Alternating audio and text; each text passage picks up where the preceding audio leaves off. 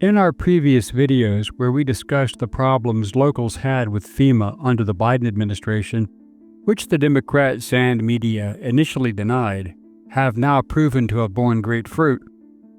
There was great controversy and accusations that the Federal Emergency Management Agency, or FEMA, was being selective in their assistance to those struck by disasters, especially Hurricanes Milton and Helene. Then, there were further accusations that during these crises, FEMA teams were ordered not to assist homeowners who were Trump supporters. The Biden administration and FEMA denied these charges. When President Donald Trump and media organizations, such as Newsmax and Fox News, reported those allegations, the liberal mainstream media attacked in force, refuting any wrongdoing, calling anyone reporting such events liars and conspiracy mongers. So what is the truth? Let's find out. What is the FEMA controversy? Was there selective assistance and abandonment of those affected? Did the Biden administration direct such actions? Was there a cover-up? Hello, I'm Colin Heaton, former history professor, Army and Marine Corps veteran, and welcome to this episode of Forgotten History.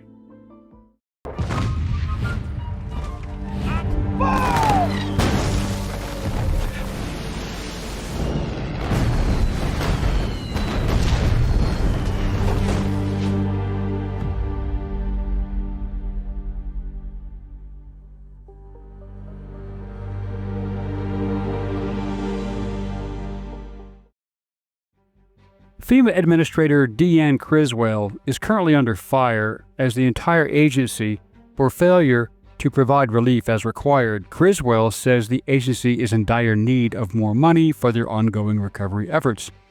However, as we reported in our Hurricane Helene video, and please see that one, FEMA, in concert with the Department of Homeland Security under Attorney General Alejandro Mayorkas, diverted $1.4 billion away from disaster relief to support sanctuary cities with the cost of their illegal immigrant problems. We are quickly running out of the funding we need to support this mission, Criswell said. Also, as noted in our previous video, in 2022, this was actually posted on the FEMA website, but then denied by the White House until forced to admit that it was in fact true. But that is not the worst of it. When local residents who suffered through Hurricane Milton in Florida and then Helene in North Carolina and also other locations reported that they were being ignored by FEMA for political reasons, allegations which were denied by the government despite the wealth of evidence to the contrary. Senator Chuck Grassley, Republican of Iowa, has opened an investigation into FEMA after one of its workers said she was told by her bosses to avoid Trump supporters in the wake of Hurricane Helene.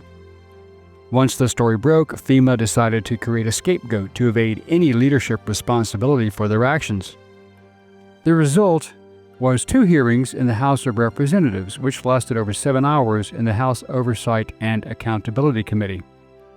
The hearings followed after FEMA supervisor Marnie Washington was fired after allegedly directing employees to avoid homes with President-elect Donald Trump campaign signs. She was the sacrificial lamb to save the Biden administration, but it did not work. In fact, the Biden administration's compliant left-wing media jumped on the story to lay blame on Marnie Washington, but Washington struck back and brought evidence. FEMA Administrator Deanne Criswell was grilled by Republican lawmakers on her agency's handling of hurricane recovery efforts, including the many allegations of political bias. Criswell repeatedly told lawmakers the incident was an isolated act and that FEMA is continuing its investigation, with no additional incidents found beyond Washington's actions. Criswell also testified that she had formally requested additional assistance after being asked if she had launched an Inspector General investigation. Criswell said she was investigating. What really threw questions regarding her testimony and the subsequent actions of firing Washington was when an unidentified FEMA employee claimed the directive came from a superior far above Washington's pay grade.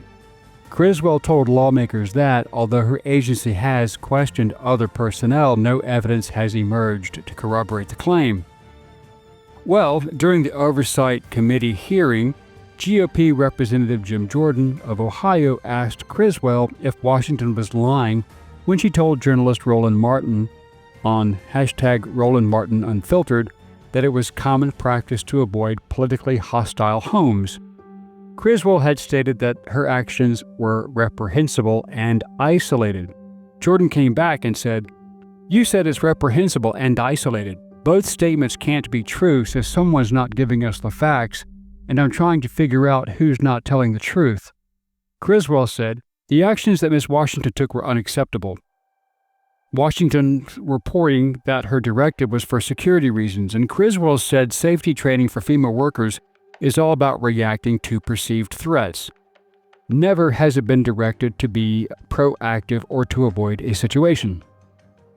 Jordan cited another anonymous FEMA employee who alleged that Washington received very clear guidance from her superiors. Asked if that person was also lying, Criswell maintained the matter was under investigation. But then, Washington released the text messages that proved her point and that there was in fact a conspiracy at the highest levels of FEMA to punish MAGA Trump supporters. During Jordan's questioning, he showed the text messages sent to FEMA employees being told to implement best practices while reaching out to victims. The suggestions included avoiding high-salt diets and coffee, not going anywhere alone, and avoiding homes advertising Trump. Jordan pressed further, "We do have the text message itself, but you're still saying Miss Washington and this other person aren't telling the truth? Even though it said all those practical things, the part about avoiding Trump homes, that's not a best practice, that's not commonplace. Is that what you're saying?" When Criswell was asked if she had spoken to the 13 people included on the text message, she admitted that she had not, but reiterated to lawmakers that she had requested an inspector general investigation into the incident and reassured them there would be no cover-up or obstruction. "This is part of a mindset that's in government. This is the scary part because I think it's broader," Jordan said. After Washington was fired, Criswell released a statement saying, "This is a clear violation of FEMA's core values and principles to help people regardless of their political affiliation. This was reprehensible." The FEMA administrator also told lawmakers that the incident occurred in late October and came to her attention on November 7th, and she requested additional information, and by November 9th, she recommended Washington's termination. When pressed if the incident was part of a larger issue of political bias at FEMA, she told lawmakers, "I do not believe there is a widespread cultural problem." The lawmakers were less than satisfied, and for good reason. House Oversight Chairman James Comer reported that a FEMA contractor in Georgia had allegedly told an elderly veteran to remove Trump campaign materials or risk losing assistance. The family complied out of fear, Comer said, adding, "FEMA has not returned to their residence." The top Democrat on the committee, Representative Jamie Raskin, requested more information about the incident. In typical liberal fashion, Democrat Representative Melanie Stansbury of New Mexico, a former government employee of the Office of Management and Budget, expressed disbelief about her GOP colleague, saying, "I just find it bizarre that we're even having this hearing." While Criswell pointed out that Washington's actions were totally unacceptable, she avoided citing Washington when she pointed out that the president-elect had deliberately and outspokenly withheld aid from his political rivals. This included not providing relief to openly Republican residents from the state of California, from Puerto Rico, from communities that he knew did not vote for him. In fact, Washington stated to CNN that avoiding the homes of Donald Trump supporters while providing relief in Florida after Hurricane Milton, that she was simply following FEMA protocol. Washington said her team encountered hostility from some residents in Florida as they went door to door. "Yes, we've had people verbally express to us that our presence was unwelcome and unwanted. Some people had some tact about it, and some people were not so nice about it," she said.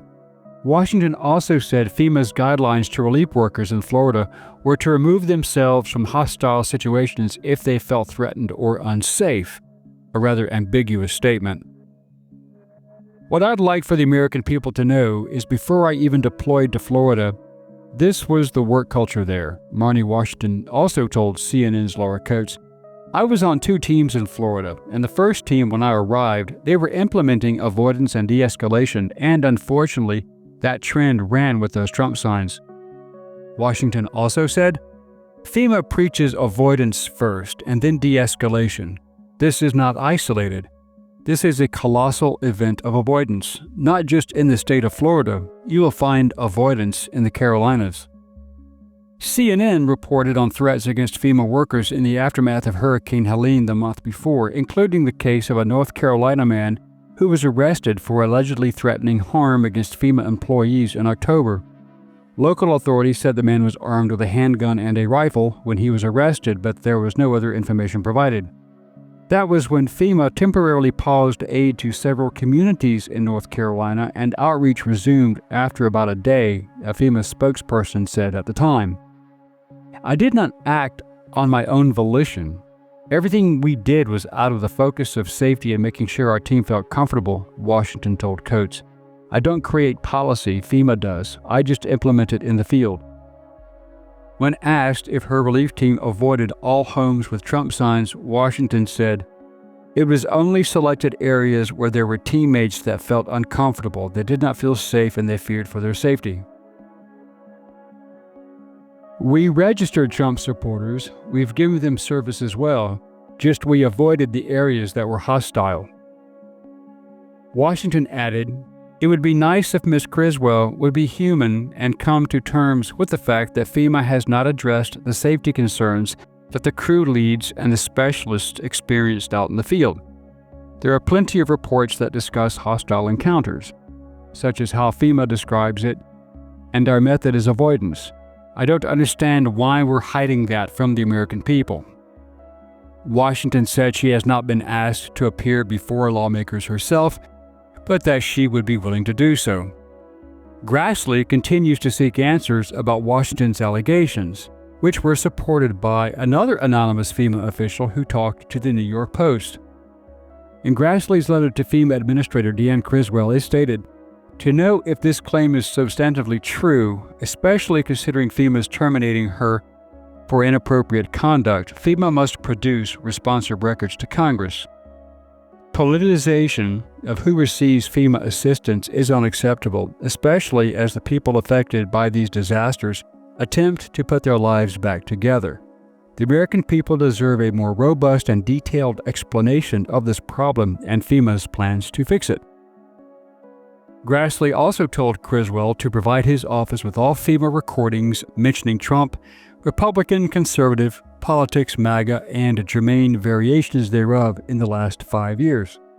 He also demanded records related to FEMA's decision-making process in choosing homes and properties to avoid, and he wants all records by November 28, 2024.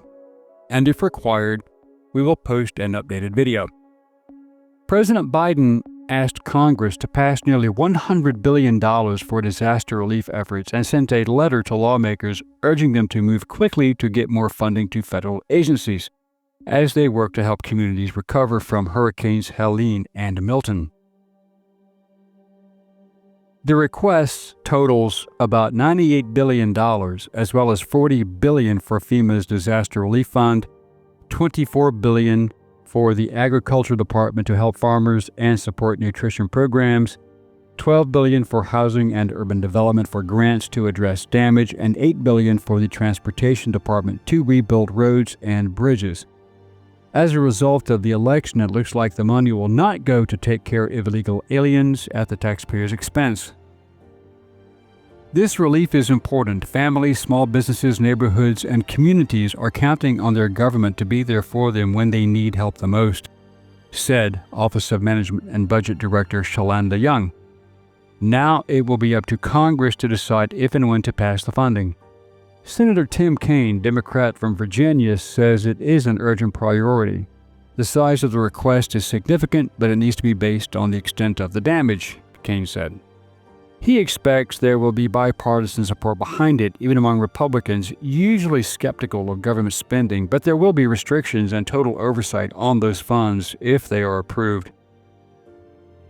Kaine also said, People are critical about government spending in the abstract until their communities suffer. And if you look at the communities that have suffered by Hurricane Helene, they're Democrat and Republican. We definitely need to get this done within the next few weeks. The funding could be included in the larger spending package Congress is working on. They plan to pass that by December 20th when government funding expires. Whether it is or not, Senator Kaine says he will push to move the disaster aid money quickly. But the greater picture is looking at where the money was spent in the first place, who received aid and who did not, and if any aid was received, what was that aid? FEMA has been caught out playing politics with people's lives, and they lied about it, just as they lied about taking money away from FEMA for illegal aliens, as ultimately and finally admitted by Mayorkas. Monty Washington was an easy target for FEMA to blame, but her diligence in keeping the digital record of directives and others coming forward have proven that the Biden administration was as corrupt as assumed, and it may have cost people their lives. Thank you for watching this episode of Forgotten History. If you liked what you saw, please click like, share, and subscribe. And if you would like to assist with the ever-increasing cost of production, please consider becoming a channel member and joining our Patreon page.